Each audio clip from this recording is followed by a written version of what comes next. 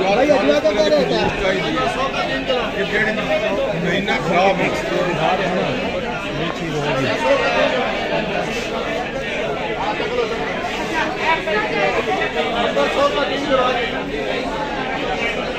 एक बच्चे